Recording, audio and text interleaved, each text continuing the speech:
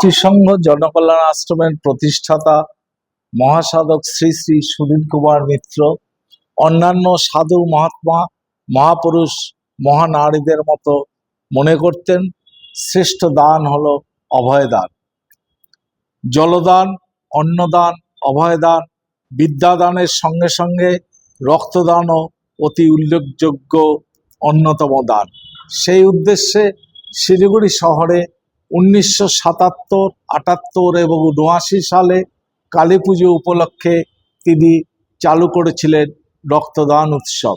শিলিগুড়ি আশ্রমেও আমাদের বেশ কিছু বছর ধরেই গুরু পূর্ণিমার দিন রক্তদান উৎসব অত্যন্ত সমারোহের সাথে পালন করা হয়।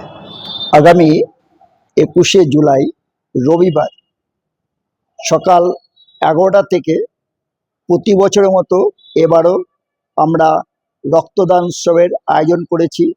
সেই উৎসবে আমরা শিলিগুড়িবাসীর কাছে আবেদন রাখছি তারা যেন এই রক্তদান উৎসবে সামিল হন।